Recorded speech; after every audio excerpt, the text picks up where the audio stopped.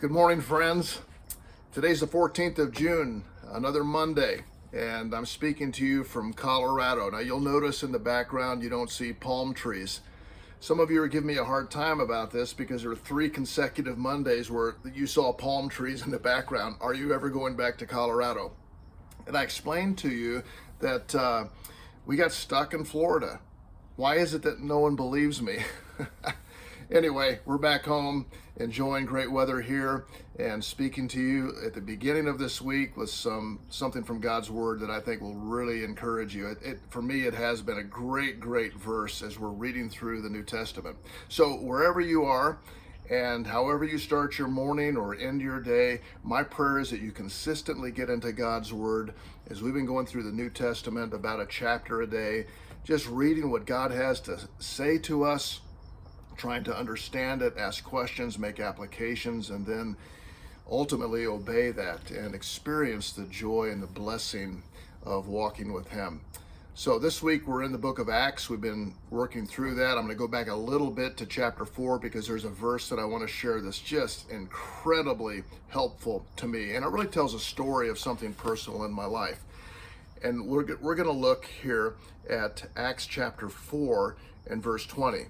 And here's what the verse says. It says, "For we are unable to stop speaking about what we have seen and heard."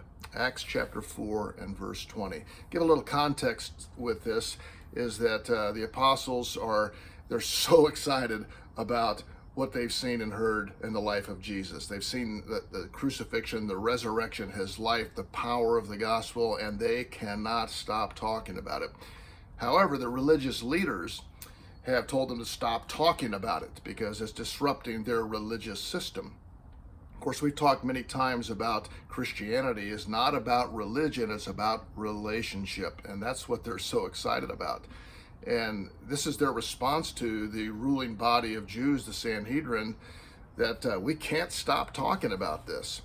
And I remember back to my time right after high school that I was encouraged to start reading the scriptures. And I've shared this with you before, but to me it's just a great memory about this time many years ago. But I started reading the Word, and it started doing something in my heart. More than just filling my head with facts and knowledge, it started building a hunger and a desire and a relationship with Jesus Christ personally. And I got so excited, I couldn't stop talking about it. And what happened to me was throughout that summer, I would be more hungry to read more and to fill up my mind and heart with the exciting words that I was learning. And then every opportunity I had, I'd want to share it with someone.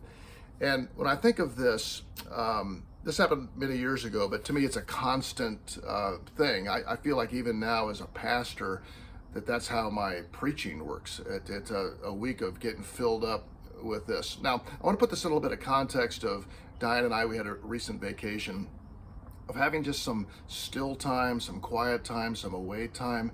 Is a time to replenish, and getting in the Word in fresh ways without a lot of things to do. Because I think when we get so busy doing things and running, we don't deepen that reservoir and that well that helps really build that relationship with Christ.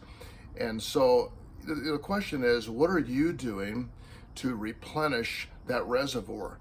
Because when that is getting full, ministry and helping other people becomes an overflow of what God's doing in your life, so that you can't stop talking about it. You can't stop serving others because it's just naturally flowing out of your life.